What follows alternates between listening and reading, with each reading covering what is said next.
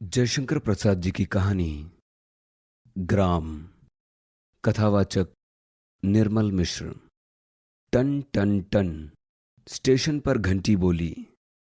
श्रावण मास की संध्या भी कैसी मनोहारिणी होती है। मेघमाला विभूषित गगन की छाया सघन रसाल कानन में पड़ रही है। अंधियारी धीरे धीरे अपना अधिकार पूर्व गगन में जमाती हुई सुशासनकारिणी महारानी के समान विहंग प्रजागण को सुख निकेतन में शयन करने की आज्ञा दे रही है। आकाश रूपी शासन पत्र पर प्रकृति के हस्ताक्षर के समान बिजली की रेखा दिखाई पड़ती है। ग्राम्य स्टेशन पर कहीं एक दो दीपालोक दिखाई पड़ता है।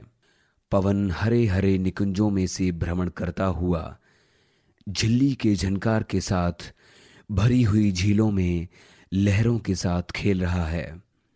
बूंदियां धीरे धीरे गिर रही हैं, जो जूही की कलियों को आर्द्र करके पवन को भी शीतल कर रही हैं। थोड़े समय में वर्षा बंद हो गई। अंधकार रूपी अंजन के अग्रभाग स्थित आलोक के समान चतुर्दशी की लालिमा को लिए हुए चंद्रदेव प्राची में हरे हरे तरवरों की आड़ में से अपनी किरण प्रभा दिखाने लगे। पवन की सनसनाहट के साथ रेलगाड़ी का शब्द सुनाई पड़ने लगा। सिग्नलर ने अपना कार्य किया। घंटा का शब्द उस हरे भरे मैदान में गूंजने लगा। यात्री लोग अपनी गठरी बांधते हुए स्टेशन पर पहुंचे। महादैत्य के लाल लाल नेत्रों के समान अंजन गिरनिभ इंजन का अग्रस्थित रक्त आलोक दिखाई देने लगा। पागलों के समान बड़बड़ाती हुई अपनी धुन की पक्की रेलगाड़ी स्टेशन पर पहुंच गई। धड़ाधड़ यात्री लोग उतरने चढ़ने लगे। एक स्त्री की ओर देखकर फाटक के बाहर खड़ी हुई दो औरतें, जो उसकी सहेली मालूम देती हैं, रो रही हैं, और वह स्त्री एक मनुष्य के साथ रेल में बैठने को उद्यत है। उनकी क्रंदन ध्वनि से वह स्त्री दीन भाव से उनकी ओर देखती हुई बिना समझे हुए सेकंड क्लास की गाड़ी में चढ़ने लगी। पर उसमें बैठे हुए बाबू साहब, यह दूसरा दर्जा है, इसमें मत चढ़ो, कहते हुए उतर पड़े और अपना हंटर घुमाते हुए स्टेशन से बाहर होने का उद्योग करने लगे। विलायती पिक का वृचिस पहने, बूट चढ़ाए, हंटिंग कोट, धानी रंग का साफा, अंग्रेजी हिंदुस्तानी का महासम्मेलन बाबू साहब के अंग पर दिखाई पड़ रहा है। गौर वर्ण, उन्नत ललाट उसकी आभा को बढ़ा रहे हैं। स्टेशन मास्टर से सामना होते ही शेक हैंड करने के उपरांत बाबू साहब से बातचीत होने लगी। स्टेशन मास्टर, आप इस वक्त कहां से आ रहे हैं? मोहन, कारिंदों ने इलाकों में बड़ा गड़बड़ मचा रखा है, इसलिए मैं कुसुमपुर, जो कि हमारा इलाका है, इंस्पेक्शन के लिए जा रहा हूं। स्टेशन मास्टर, फिर कब पलटिएगा? मोहन, 2 रोज में। अच्छा, गुड इवनिंग। स्टेशन मास्टर, जो लाइन क्लियर दे चुके थे, गुड इवनिंग करते हुए अपने ऑफिस में घुस गए। बाबू मोहनलाल अंग्रेजी काठी से सजे हुए घोड़े पर, जो पूर्व ही स्टेशन पर खड़ा था, सवार होकर चलते हुए सरल स्वभावा ग्रामवासिनी कुलकामिनी गण का मधुर संगीत धीरे धीरे आम्र कानन में से निकलकर चारों ओर गूंज रहा है। अंधकार गगन में जुगनू तारे चमक चमक कर चित्त को चंचल कर रहे हैं। ग्रामीण लोग अपना हल कंधे पर रखे बिरहा गाते हुए बैलों की जोड़ी के साथ घर की ओर प्रत्यावर्तन कर रहे हैं। एक विशाल तरवर की शाखा में झूला पड़ा हुआ है। उस पर 4 महिलाएं बैठी हैं और 50 उसको घेर कर गाती हुई घूम रही हैं। झूले के पेंग के साथ अब की सावन सैया घर रहुरे की सुरीली 50 कोकिल कंठ से निकली हुई तान पशुगणों को भी मोहित कर रही हैं। बालिकाएं स्वच्छंद भाव से क्रीड़ा कर रही हैं। अकस्मात अश्व के पद शब्द ने उन सरला कामनियों को चौंका दिया।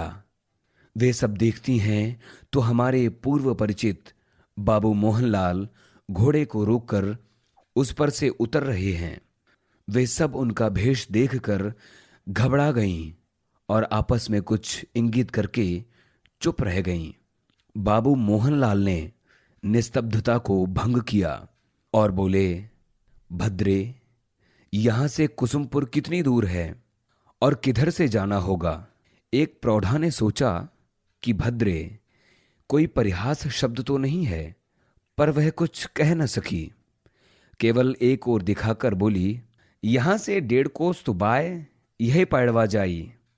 बाबू मोहनलाल उसी पगडंडी से चले। चलते चलते उन्हें भ्रम हो गया और वह अपनी छावनी का पथ छोड़कर दूसरे मार्ग से जाने लगे।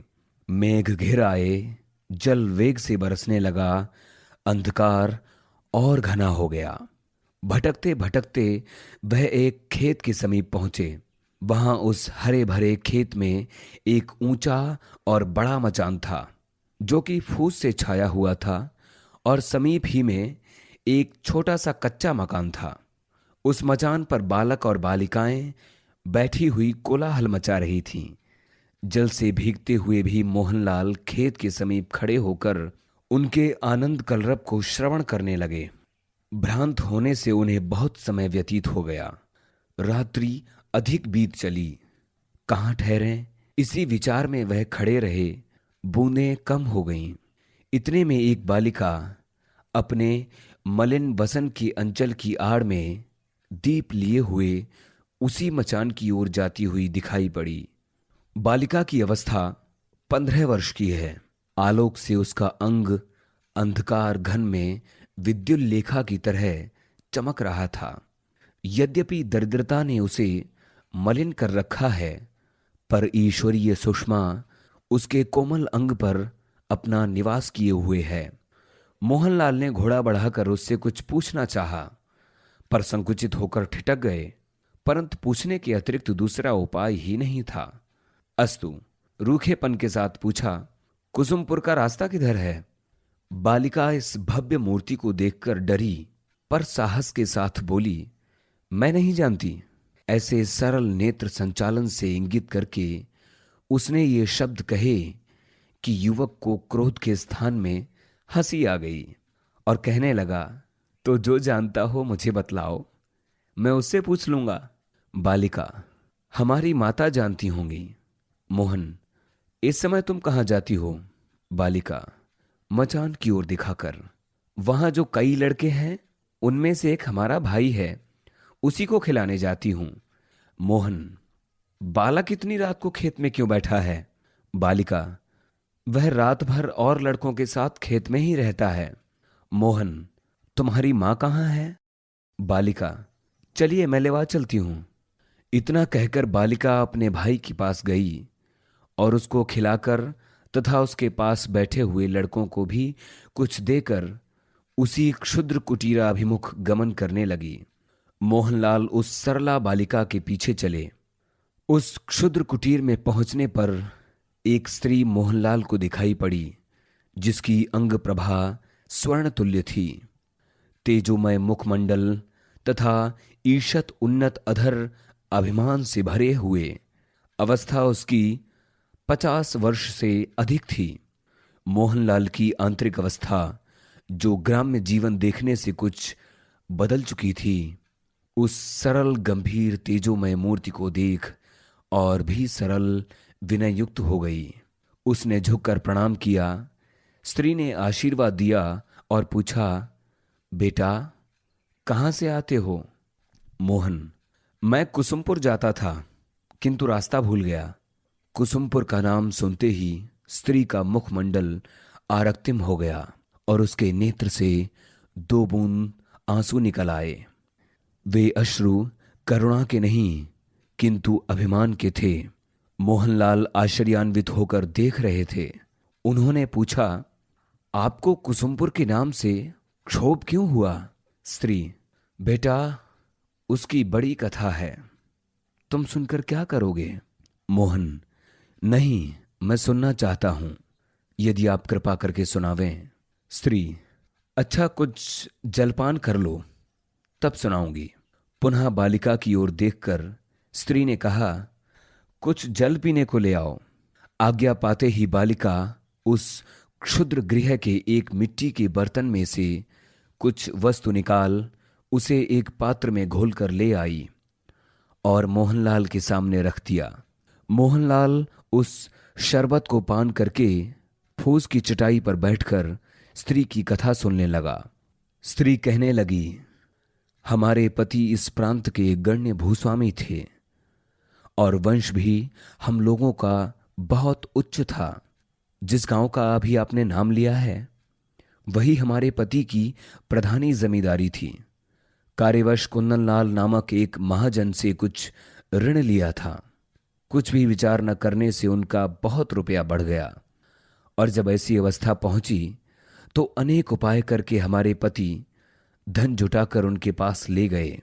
तब उस धूर्त ने कहा, क्या हर्ज है बाबू साहब, आप 8 रोज में आना, हम रुपया ले लेंगे और जो घाटा होगा उसे छोड़ देंगे।